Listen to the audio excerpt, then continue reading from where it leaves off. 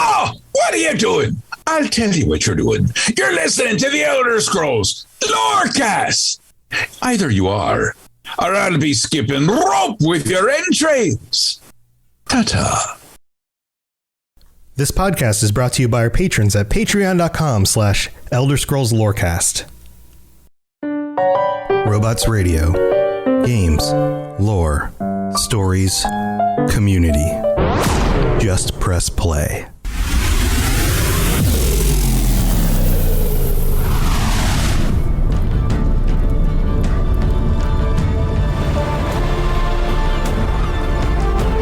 Welcome to the Elder Scrolls Lorecast, the podcast where we explore the amazing universe of the Elder Scrolls.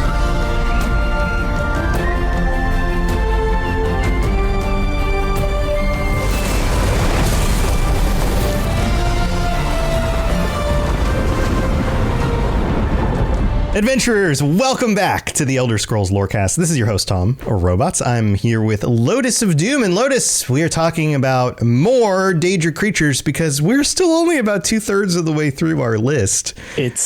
It's madness how many there are. And anybody here for the start of the show where we had a mishap, I secretly wanted us to play like all your other Lorecast intros before we got to the correct one. I wanted the theme song to like the Starfield Lorecast to pop up next. Oh, I can play that. You want me to switch over? I can play that real quick. I love that song. Yeah, I accidentally hit the Fallout one. It happens. It uses the same button. For some reason, this show and Fallout are all on the same sound settings, and then all my other shows have their own sound settings, so I can accidentally hit the wrong button because it's the start button for every other show. Sure. But for this show, this button is different. So if I'm going to mess it up, I mess it up. Anyway, welcome back. You guys don't need to know how the buttons work on all the sound effects. But thank you for joining us. Live chat. Thank you for being here.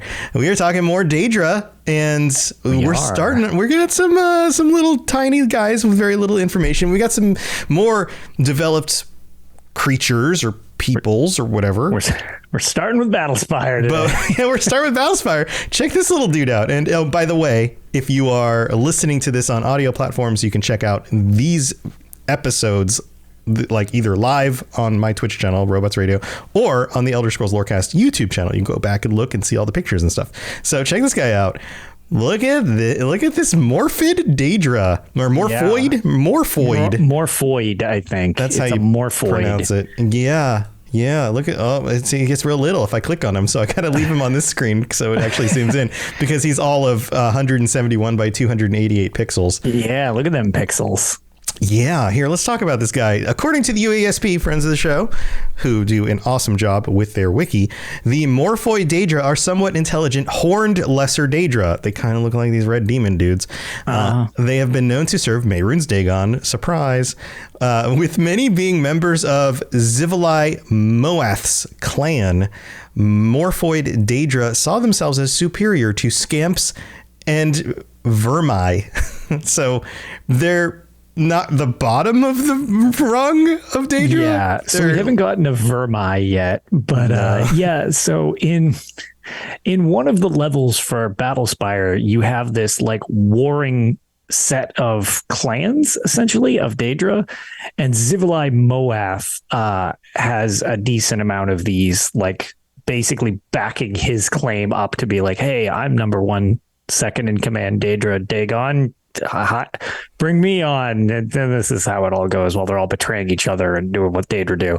But these things are just like stereotypical little devils. Yeah, they're literally just like, guys. Hey, picture a devil and picture it in 90s graphics. Right. With extra horns, though. Like extra horns. Extra horns. They've got like more two horns sets. Means more evil. Yeah, more horns means more evil. They got two sets of horns on their head, like little ones and then bigger, like curvy ones. Then they have horns coming out of their shoulders.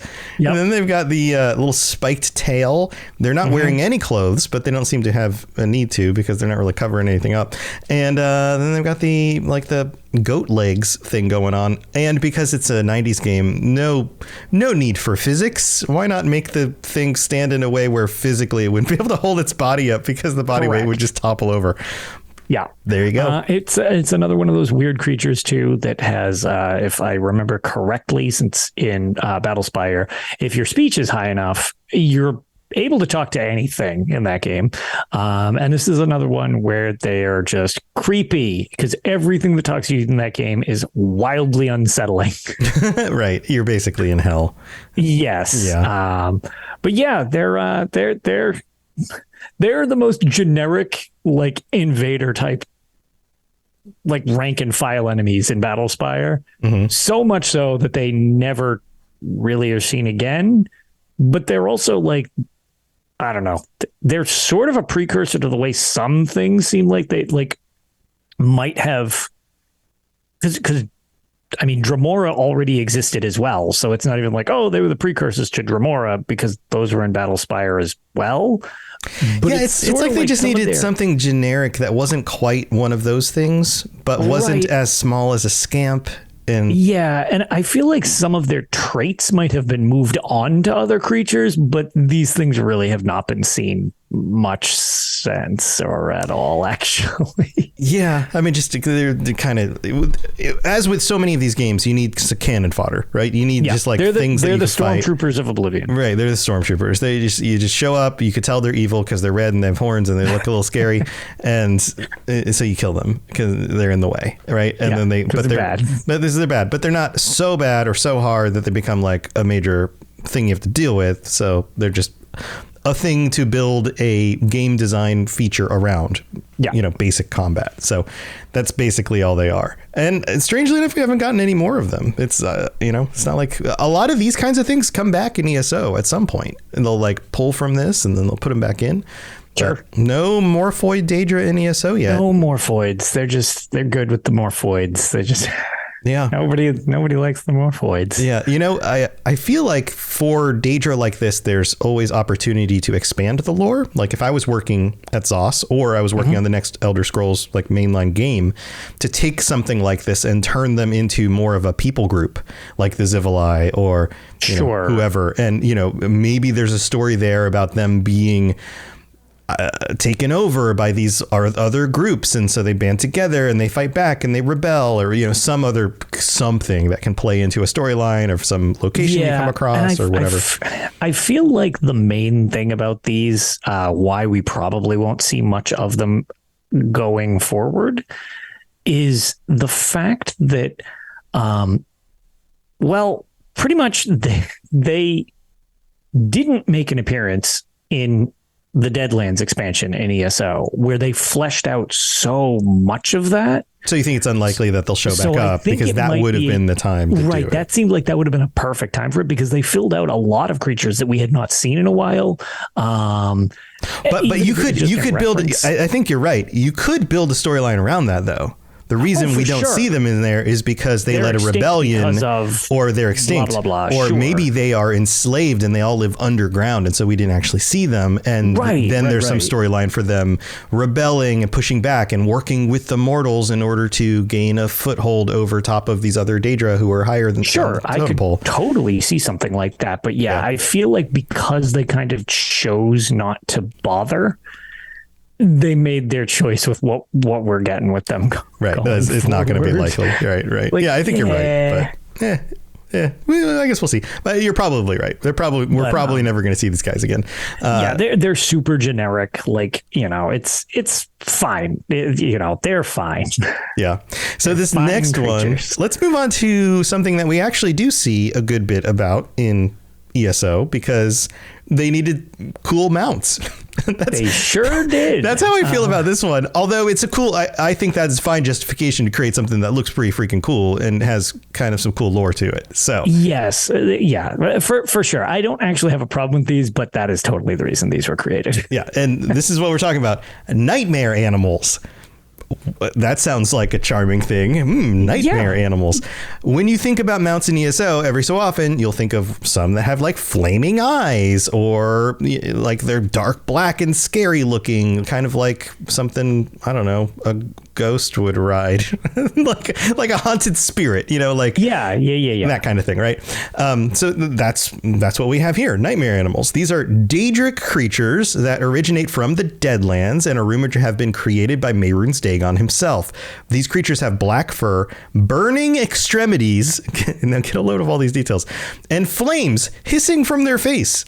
Their eye sockets are on fire. Flames puff from their nostrils as they breathe. The fire pours from their mouths when they make open-mouthed vocalizations. Kind of like dragons, sort of. Yep. The ground burns beneath these beasts' feet. Juvenile versions of these creatures exist. They're wolf pups, cinch cubs, and bear cubs that belch fire and plod along with flaming paws. Nightmare bear cubs are affectionate creatures that enjoy physical contact. I love that, like, although they are hellish, scary, on fire creatures that are burning from the inside out, they're still like, yeah, but the little ones are cute and they're friendly. Yeah, they're cuddly and warm. And it's so weird. The Nightmare Corsair, specifically, is a flame-wreathed horse. It is sometimes used by mortals as a mount, although its chaotic temperament makes this a difficult task. There's also cinches and bears and fire stalkers, a bunch of other things. Yeah, the whole swath of all the mounts you can get exist with this overlay skin. yeah. So I'm pulling it up on the stream right now so you can see it. I mean, it's basically like they took a regular horse and they were like, what was the most badass thing we can do with a regular horse model? Well, let's make it all black. Okay, cool. Now let's add fire. Where's the fire? Every open extremity that we have on the model. All of them. Eyes, nose, mouth. Got it. But the tail covers it. We don't need to do that one. Yet. What if they farted flames? See, that's what I'm saying. Yet. That would be amazing. I would pay for extra flame farts. Flame farts. These things in general are just it's kind of like if Shadowmere had like indigestion, like from Skyrim. Yeah. Okay, that's another way you could look at it too. Like, okay, let's take Shadowmere and let's turn it up to 11. Right. Shadowmere's an 8. We need this to be an 11 to sell this skin type of thing, which is a super cynical, out of lore way of looking at it. But that's totally like, it's totally why you design stuff. But okay, so but it's like, a less cynical based on like the Shadowmere idea, right? A less cynical way of thinking about it would be, our people who want to play this game are going to want really cool freaking looking mounts, right? So what can we make that looks really cool? You see a lot of them in ESO around Halloween as well. Like that's where everybody busts these things out and is running around at these things. They super like that might have been the first time they were in the game, but I don't know that specifically. But yeah, they definitely fit the Halloween vibe. Yeah, they turn on their skeleton skins and then they get on their spooky fire horse and then they ride around. Yeah, that's true. Halloween is always fun. So other than that, we don't really know much about them, like why they were created. Have a lot of in-depth lore to them. I would imagine Mehrunes Dagon is making scary creatures because, I mean, everything he does looks kind of scary. And he's got to do something with all those arms. He's got to do something with his arms? He's like, even if he's just twiddling 2 thumbs, he still has like 4 other thumbs not occupied. Or whatever that stupid phrase is. Right. He's got all of them. He's got too many hands. Too many hands. But, I would imagine if you wanted some of your minions to ride on something that looks scary and good in war, then you would probably give them something like this. But here's the other thing. The fact that there are young versions of these, like cubs and, little baby versions, means that they probably procreate in some sort of way where they have young and the young grow up. Yeah, which is just weird, kind of, for Daedra. A little bit. Some of them don't do that. I guess the ones that are based around animals do that. Yeah, that is weird. Like, you don't see like children Zivali.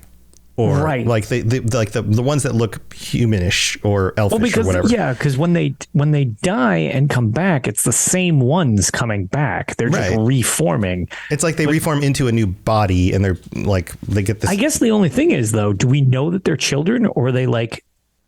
Or they're just like versions. Little baby shaped ones, but maybe they're just smaller. That's even scarier because they could be like ancient, like Yeah, maybe they just have a lot of variety in the size they come in. Dear God. I mean, look at this little dude, this little bear cub. He could be 4,000 years old and just stuck in this little bear body. And his lust for blood has never been quenched. Never been satiated. And that's why all the fire comes out of his eyes and his paws. Yeah. Oh, man. Well, These poor little wolf pup. Maybe they're actually corrupted instead. Oh, maybe. Because there is no real description on how they're formed. Maybe it's a corruption style. That's actually an interesting idea. Like they're gathering actual mortal animals. Right. And then using some form of magic. That's an interesting idea, Rosicus. I actually kind of like that. Yeah. So maybe it's like, okay, well, yeah, it was a normal bear cub, but then it got like corrupted into being one of these things. I mean, look at this little guy. Look at that guy. Look at little lion cub. Poor little guy. Yeah, just all corrupted and filled with demonic powers. Well, that was one of the things we talked about on a previous episode, was the difference between being born as a Daedra and being embodied with a Daedric spirit. And now being Daedrified in some way, right? Yeah. So actually that maybe actually is that might make more sense since we're thinking. I like that idea. I feel like having had that just brought up, that actually might be more in line with what the basis to them is. Okay. Well, let's go with that. That's our new headcanon. Yep, if you listen to the show until informed otherwise, based on the information we've been given in the series so far, I like that. It's it. Ross, your idea has passed. It is now fact. Yep. Boom. Done. Don't argue with us. That's just how it is now. Nailed it.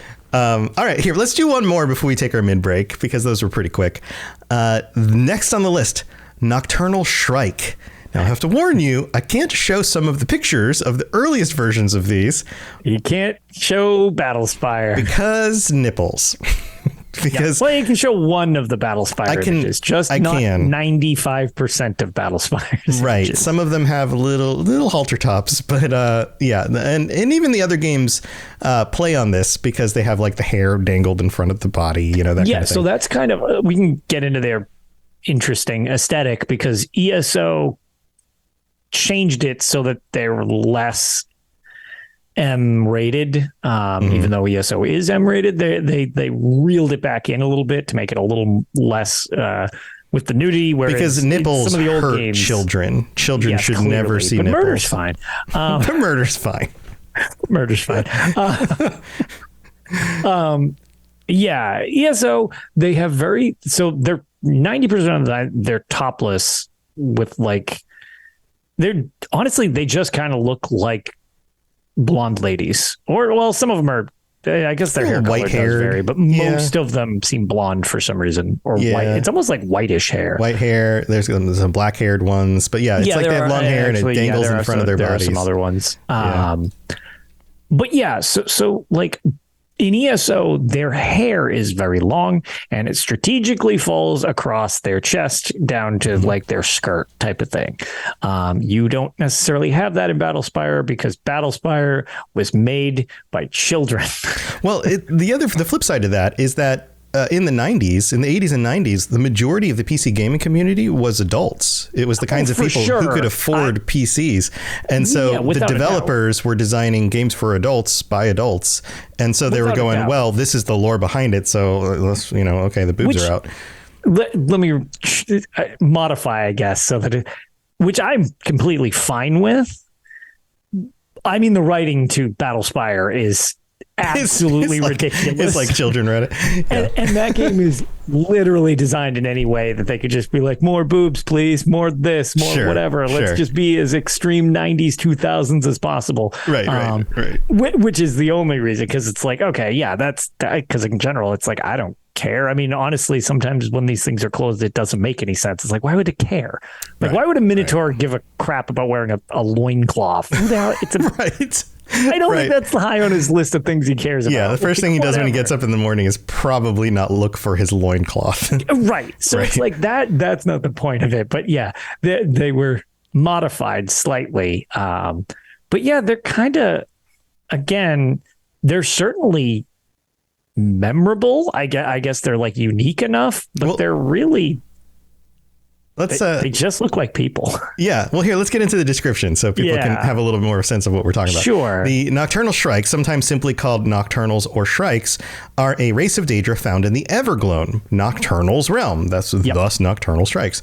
In appearance, they resemble tall, pale, scantily clad, beautiful women. Despite their power, nocturnal Shrikes are prone to bouts of debilitating melancholy. They're depressed. Oh, yeah, I actually kind of forgot it. Yeah, go on. I'll get into that after. The race is seemingly caste-based, with the terms greater and lesser used to draw distinctions between two individuals of varying power. They often utilize dark magic associated with crows. So nocturnal crows. Sure, that makes again, sense, more right? with the nocturnal. Yep. Lesser nocturnals serve greater nocturnals faithfully, offering counsel, and have even been known to make sacrifices out of love for their mistresses. So they're pretty tightly bound together. The nocturnals of Shade Perilous are led by the nocturnal lieutenant Jaciel Morgan, I think is how you pronounce it. Jaciel Morgan. Jaciel. That's another subplot in the Elder Scrolls Legends Battlespire. Nocturnal Shrikes have various other ranks and titles, such as Crow Caller, Executioner, Gloom Siren, ooh, that's a good one, Night Maiden, Night Sister, Shadow Weaver, Shroud Weaver, it's different than Shadow Weaver, I guess. Sure. And Talon. And then there's part of the storyline that plays in ESO. It talks about that. It talks about some other things, but I mean that's the gist of it. Is that these are humanoid Daedra that serve nocturnal, and they're kind of depressed, and they are loyal to each other. Well, that's the thing. So in Shade Perilous, we'll go. Man, I never get to go on this many Battlespire rants in one episode. This is wild. So. Again, the thing in Shade Perilous, you're dealing with Jaciel Morgan and all of that. And without going too deep into it, it's all on like my full Let's Play of it or whatever. But like, there's a lot. I had a tough time kind of describing it on Tales of Tamriel because it comes across, the writing is really ham-fisted in that game. There's definitely some cool stuff that came out of Battlespire, but overall Battlespire is a rough experience. The writing is really ham-fisted, and they do not deal with the concept of depression well in that game. Because more or less to solve solutions when dealing with Shrikes, you just try to get them more depressed so that they literally get themselves out of the way. God, 25 years ago. Yeah, and I'm like, when I was playing through that, I was like, oh, is that the solution to this? Oof. So the whole, like, that sounds sort of like a throwaway line at first, but it's like, oh, they're prone to melancholy. They have depression as part of their like writing, which is weird. Well, they live in the Evergloam. I guess that's true. So their setting isn't exactly super uplifting, right? But yeah, they straight up have like melancholy, as they use it in the series, is literally part of like what they do, and that's actually like one of their weaknesses because you can exploit it in game, which is just like. Yikes! I don't know how that is a product of its time. I feel like, but psychological issues were not handled the same way 25 years ago as we handled them today. They sure were. If you feel melancholy, if you're having depressive episodes, seek help. There are hotlines you can call. Go talk to a therapist. Like there's somebody. Go to your doctor. There are things that you can do. It is normal. Like it's not a weird thing that's a detriment to your character build in life. Right. Like it's something that's totally fine to like, yep. If you gotta deal with it, vent. Like it's fine. The solution is not serving nocturnal and then becoming a Daedra. Correct. That is one taking your top off. The goofiest way we can explain this. Yes, for sure. Like, yeah, for real. They do have some cool names though. They like the titles. Their titles are very cool, and honestly, they've got, like I said, they're kind of generic humanoid type of thing, but they've got a pretty cool look to them. Oh yeah. They, like, here, I'm going to put them back on the screen again. Some of the, especially the they have on there, what little armor they wear is actually pretty cool as well. So like, yeah, they're not total throwaways, but it's just like they're a little peculiar. Right. The one from Battlespire that I can pull up with the top has kind of this green outfit. It's like a green skirt and a little tube top.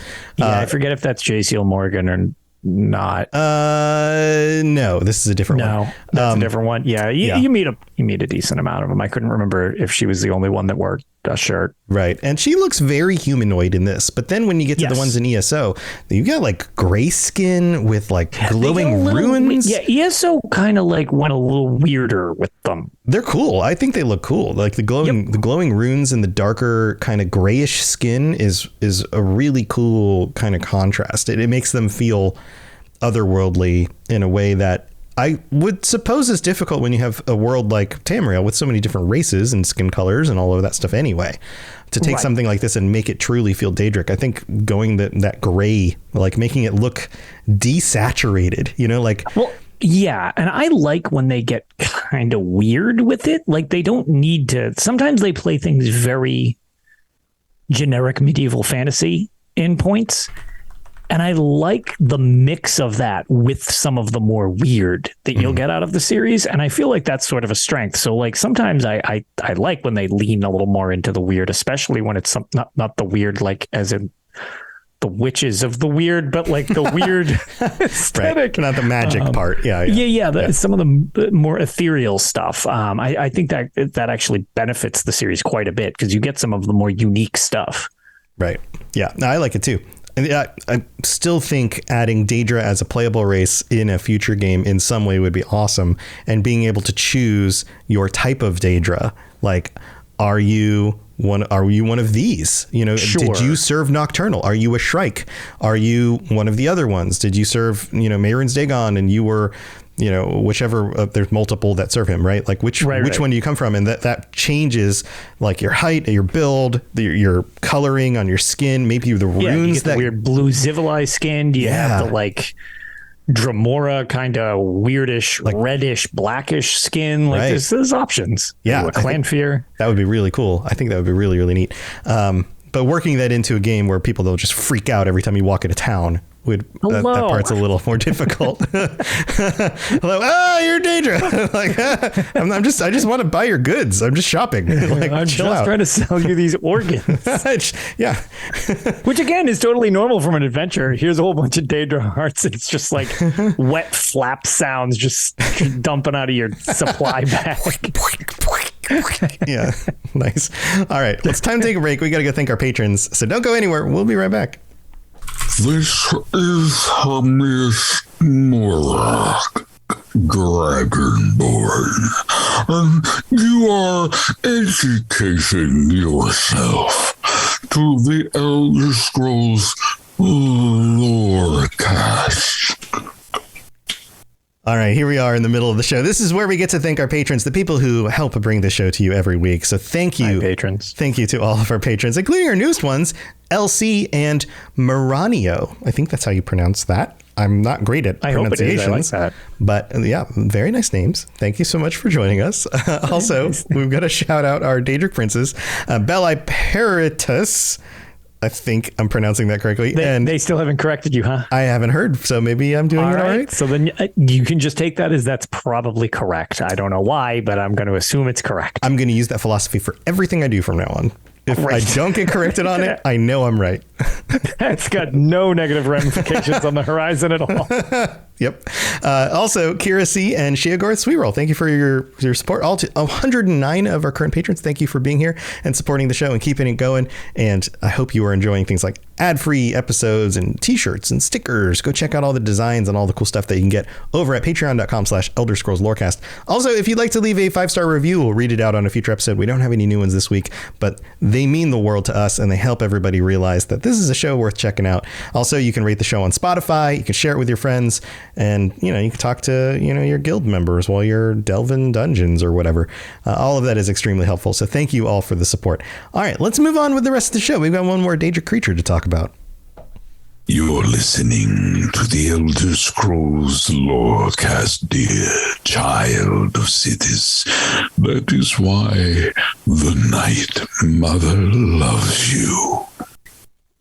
Speaking of love, Lotus, I think I love. I don't think I like that segue. I think I love what to talk about. I think I love the Ogrim. They're kind of cute.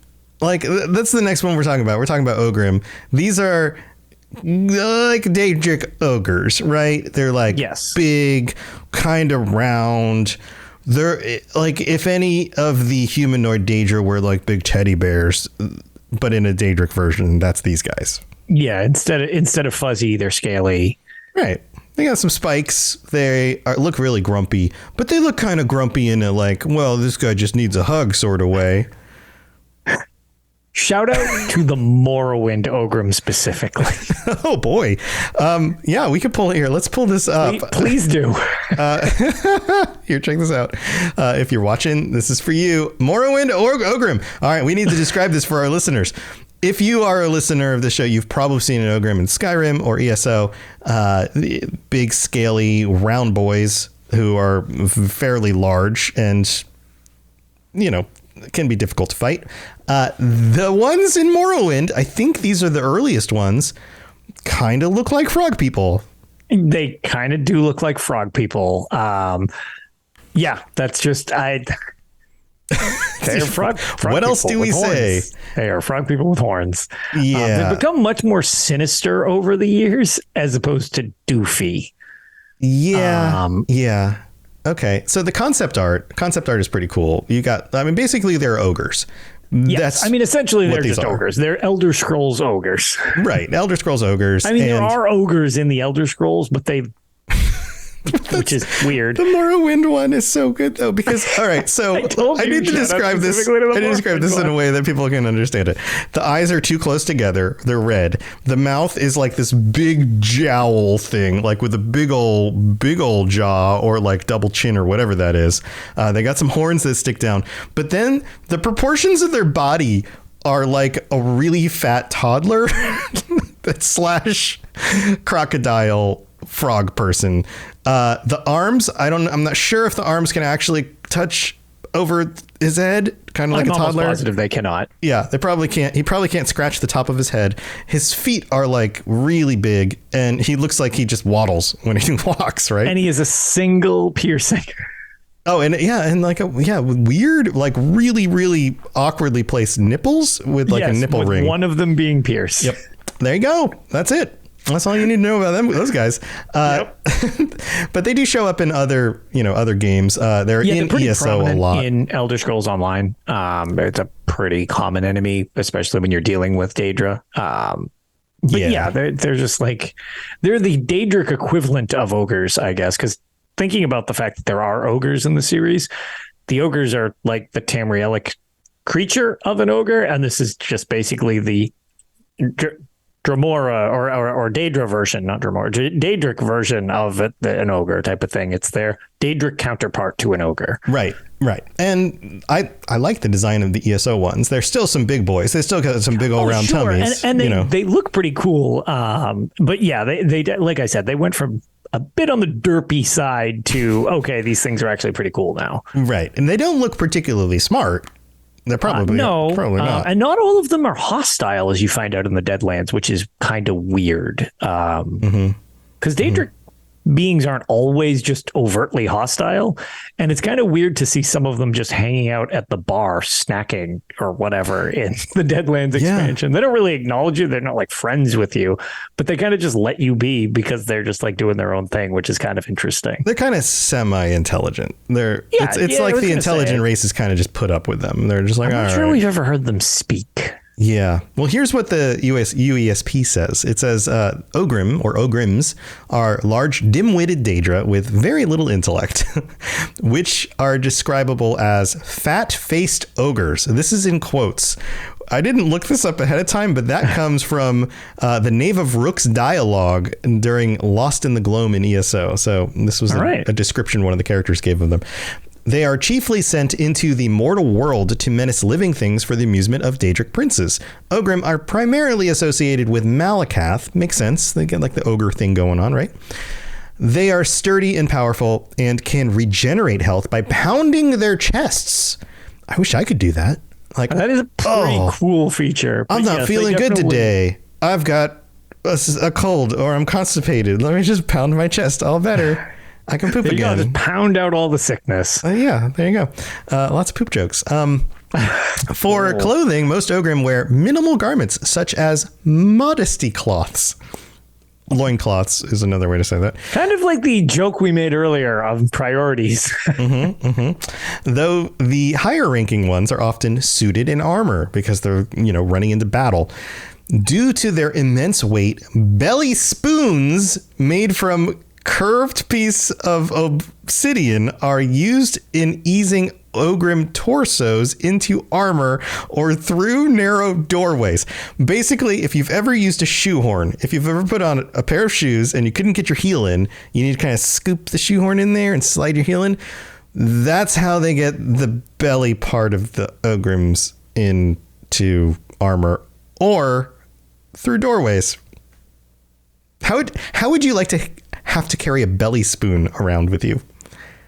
I hate all of this. All right, moving on. Tooth sharpener picks are made specifically for cleaning out the stubborn crevices between Ogrim teeth. They actually have, they take care of their teeth. Many of them... They seem like they are very hygienic. Many of them wear jewelry, including nipple piercings, like the Morrowind one we talked about, nipple caps adorned with copper, and nose shackles etched with jagged runes that signify an Ogrim's obeisance to the Daedric master. Every Daedric prince is said to possess legions of Ogrims among other common lesser Daedra. So these are one of the more common ones. It's part of why you see them all over the place in ESO. Sanguine uses Ogrim as bouncers for his parties. That sounds like a perfect job. That's literally a public dungeon in the Elder Scrolls Online in Shadowfen. And if you play ESO, I strongly recommend it if you haven't been to the area. It's a pretty entertaining experience. Ogrim are also known to serve Molag Bal and Mephala. Molag Bal often employs them as guards and torturers. The lumbering Ogrim is cruel, often entertaining itself by tormenting its underlings. Ogrim toss in a game where a crude ball is kicked around by Ogrims, though it is unclear if it has any actual rules. They just like to kick things. So we're just going to play kick the ball, and then eventually someone just says they win.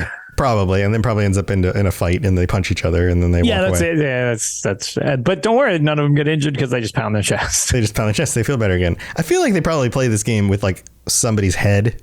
I was about to say, now what are the odds you think this is played with a skull? Probably. A ball of feces. Well, might also be it. I was thinking immediately. My thought immediately kind of went to like a dung beetle. And I'm just except that's them playing kick the ball because it's just called kick the ball. It doesn't even have a name. It's not like football or soccer or something else. It's just kick the ball. Kick the ball. Want to play kick the ball? Here. My favorite. Here, my favorite game, kick the ball. Undisputed winner, I never lose. That's because you always punch me in the face before I could kick the ball. That's not my fault. Yep. Love it. Yeah. I want conversations with these. I want to hear what they say to each other. So that's it. Ogrim. That's it. Big ogre looking Daedra. Yep. I mean, they're still kind of cute, even though they're hideous and ugly. They're still kind of cute. I mean, their heads. It's the head proportion. Hideous. It's the head proportion. Like we, as human beings, we are like programmed biologically. When a thing has a big head and a smaller body compared to its head, we think that that's cute. Like infants or small dogs or cats. Like that proportion thing is cute. These they just have that proportion. Their head is significant. It's almost the size of its whole belly. So it looks cute. They're certainly interesting anatomically. Yeah. So there you go. But again, another interesting addition to the series for the most part. I like Ogrim. I think they're a pretty good enemy. Like I said, the Morrowind one is hilarious. But yeah, I don't know. Another I guess good addition to the series, or whatnot. And it was kind of interesting to see them fleshed out a little more in Deadlands, other than, like we had mentioned, not super intelligent, so they don't have a lot to say exactly, but not to just have them as the generic enemy to blow up type of deal. Yeah, right. So I like them too. I think these are good. Neat. All right, so that's going to do it for today's episode. Those are our most recent 4 Daedra to go over. We're still at O, so we've got a good ways left of other Daedra to talk about, and we'll be back next week. I hope this continues to be entertaining. We got a decent. Well, again, it's always a bit of a mix, because sometimes they're really, really fleshed out. Like, we had a couple good ones to discuss, but then also there's like the Morphoid, which is like, okay, it's really not a lot to you. Yeah. But yeah, some of them have more details. And I hope you have a wonderful week, everybody. Lotus, you got anything else going on you want to share? We finished up our thing last weekend. I was going to say, I wanted to kind of give a big shout out, thank you to everybody that stopped by, donated, just hung out with us, whatever the case, for Extra Life. It was super fun. It was a massive, massive success. Our goal of $2,500 got doubled because we ended up raising $5,000. So that went incredibly well. Huge shout out to the UESP, who provides us the basis for all we talk about type of thing. Mm-hmm. They actually came through, and because everybody had raised $2,500 basically already, they did a matching donation and just doubled everything. So we ended up blowing our goal out of the water in the end, which was awesome. It was really fun. Ark still has got to get in his time for Battlespire, because we had lots of Battlespire nudges this show. I'll call them nudges. Uh-huh. And it was a big success, and you just really wanted to thank everybody for that. We'll have our update episode with Tales soonish type of thing. We just want to cover some news going forward and stuff toward the end of the year. But other than that, hopefully I'm just going to have some time to stream some Daggerfall coming up. And actually, I suppose there is one thing that I can shout out, because I'm part of it. It starts on the official Bethesda channel, and then it's going to raid down the line for an entire week. But there is a let me get the exact name of it, because it's got like a legitimate name. But there is a raid train thing starting on the 12th of December. So what's that? 5 days? That's Tuesday. 5 days. Tuesday coming up. Yeah. So Tuesday. On the Bethesda channel, they're showing off the Endless Archive, and then basically there is a group of a lot of us streamers who are going to one by one just show what the Endless Archive is from our different play styles. And there's a lot of different ways to play these games, and that's basically just it starts on Tuesday the 12th, and then it will go down the line for an entire week, pretty much nonstop. And my shift is Sunday, which would be the 17th, where I start at 1 p.m. Eastern. So I'll be doing Endless Archives for a 2-hour stint that Sunday. If you feel like stopping by and saying hi, you're more than welcome. Nice. But should be a fun time. And definitely check out either Bethesda or any of the people. Will all be popping up in the directory as we'll just be sharing the stream party from one stream to the next as we sign off. So awesome. I hope that goes really well. Yeah. And then Skyrim actually just got an update too. We've got it did. Creation Club is updated. There are now purchasable mods, which is kind of a new thing again, and sort of. I feel like it's interesting because I think it's showing kind of like it's kind of setting up the backbone for what we're going to get with the Fallout 4 and then Anniversary Starfield Edition or whatever the hell they're going to call it. This is the test. This is clearly the test. They're going to roll this out on Fallout 4. They're going to roll it out in Starfield. And then they're going Starfield to probably bundle it into the next Elder Scrolls game on release. This is kind of like, an alternate version of the mods.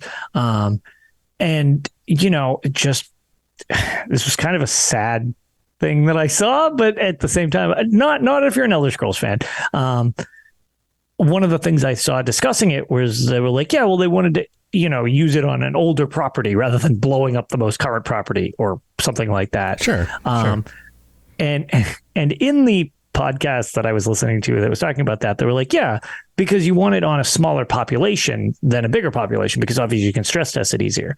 And they were like, oh, there's actually 9,000 more people playing Skyrim than there is playing Starfield. Yeah. The number has dwindled down.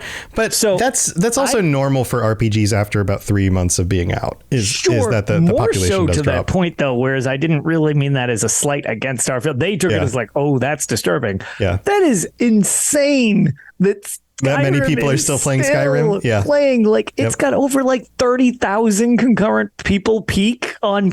That's Yep. The game that never ends. Well, it's actually become a platform. That's what they've realized. It's straight up a platform. It has become a platform. Most people are not, and I can't speak for everyone. Most people are probably not going back through an entire adventure or going, what's over here? What's over here? Unless they're relatively new to it. And they're like, my dad said I should play this and I'm, 15 now and now I can play it or whatever.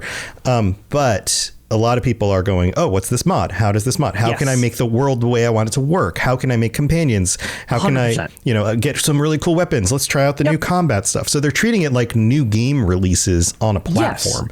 Yes. And that's mainly what I meant by that statement is it's wild that there are more people playing that still to this day. Like, games would be psyched to have that many concurrent players now. Oh, sure. On their game that just came out. And it's like, this game came out in 2011 and it is still going strong. Right. But it also makes sense why they want to monetize mods, because if you have that many people still playing, then you have people spending all this time putting out these mods, and now you have a platform for them. Then it's kind of a win-win both for the mod makers to actually make some money off of. If they design something really cool and it gets out there and the community loves it, let them earn some money. Maybe they can make a career out of that.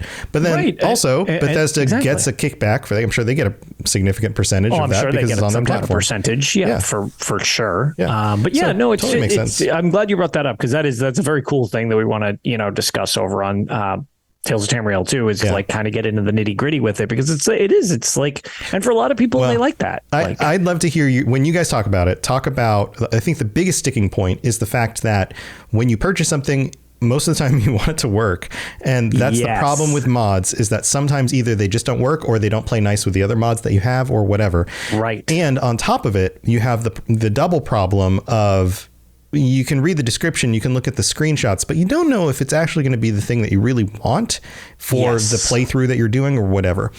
I think the solution is you can buy the mod or you can try a mod out for like 10 minutes. And then you get a very specific amount of time you can use it. And if you like it, you can buy it. So you get a little trial period. That way you can load it up. You can see if it works, and you can see if it actually does the thing that you think it should do. Right. And then you can choose to buy it or not. And that's going to solve a lot of headaches, I think. Right. And mods aren't really my thing. So I have like very just kind of like tangential knowledge of a lot of this stuff. But the way with like Creation Club seemed like it was like, okay, here's more of a stable way, I think was the idea. It's like, this is kind of like intro to modding. Sure. This almost seems like the next step. Mm-hmm. And then it's like, okay, now you're getting real weird if you're going with just like unauthorized mods and stuff like that. It's like, hey, this is at your own risk. You can do some really cool stuff. Right. But all the gloves are entirely off with this. So I would like to hope that this is curated to a degree that it's like, no, as long as you get the mod order correct, this should function. Yeah, but at some point you just run out of space. Like you hit a limit. You hit a limit on how many mods can get loaded without other mods that help you load those mods. Which is definitely going to be a bit more of a PC thing where you just have no cap. Whereas on consoles, you can add a decent amount of mods, but it is physically capped on space. So like you can't totally blow it up. Right. Well, then the other issue is that if you add mods in the middle of a playthrough, then some of them work and some of them don't. Like there's a lot of these, like the little detail stuff. Yeah, there's a lot of variables. That's the part that I think is going to frustrate a lot of the less informed purchasers of these things, or like somebody's parents are like, hey, we bought you, I know you've been wanting that, some mods for your game. We bought you all these mods for your game. Yeah, we got you the Minecraft skin or whatever. Or maybe they sell like a pack, like Christmas next year. They're like, here's, $50 worth of mod pack. And then you go to load them all up at the same time. But, well, they don't all work together because. Right, sure. Maybe most of the time they do. But because your gameplay is a certain point and you're trying to load a save. Right. And you have 22 melons in your house when you try to load this. Right. Well, you're effed. Right. And Junior doesn't know this because Dad just bought him the mod pack. And then why doesn't it work? And then that creates problems. Right. So I think they're probably going to. I'm sure they've been thinking through this stuff. But there's going to be something they need to do for that. And people are going to have to, I assume, agree to a ton of disclaimers like, hey, this is not within the realm of what's just vanilla game that we. Right. I mean, people already complain about like getting in early on like game releases and they don't work well. It's like this is clearly labeled as early pre-release stuff and people still get mad like, well, why is this thing sucking? It's like, well, because it's not done. You're playing. Well, then you shouldn't release it if it's not done. Well, if people get upset about that, knowing that it's clearly labeled that this is not ready. You signed up for a beta, right? And you're mad that it doesn't work. That's a different scenario. Those same people are going to get mad when their mods don't work. Without a doubt. And it's like, you got to understand what it is you're buying. But anyway, that's it'll be interesting to see how they handle that, how this continues to evolve. And it even has me thinking about like, maybe I should just learn a little bit. Do you want to try? Yeah. Do you want to try to make a mod? Wouldn't it be fun to just kind of make some funny little companions or something really fun, or to have, our community come up with some ideas? I'm sure there are people out there who are way more skilled at actually doing the stuff than I am. And to have us all work together and put together some ideas and then have them put this up on the store and then make some money off of it. Yeah. That would be so cool. I'd be thrilled if you and I were tossing out ideas with some people in our community. And then somebody's like, yeah, I made like $500 off of this last month. I'd be like, oh my God, that's amazing. So, right. Anyway, that's what's going on with that stuff. Go check out Tales of Tamriel. I'm sure they're going to be talking about all this stuff. And of course, I've got other stuff, robotsradio.net from all my shows, Starfield Lorecast, Fallout Lorecast, Lord of the Rings Lorecast, Mass Effect Lorecast, and a lot of other shows by other hosts as well. So if you're looking for more content, we've got it for you. And thanks for tuning in, everybody. Lotus, thanks for being here. Chat. A pleasure as always. Thanks for being here. All right. We're going to head out. We'll see you next week. See you all later. Bye, everyone. Bye. Thanks for joining us. We'd love to hear from you. You can reach me on Twitter at robots_radio or Lotus of Doom at Lotus of Doom. Also, you can join us on the Robots Radio Discord channel. You can easily just search Robots Radio Discord on Google or check the description underneath the podcast. Also, this podcast is recorded live every week on Thursday nights, 9 p.m. Eastern, 6 p.m. Pacific on the Robots Radio channels on Twitch, YouTube, and on Facebook. So just search Robots Radio on any of those platforms. Come join us. We'd love to chat with you while we record the show, or before or after. Either way, just come hang out with us.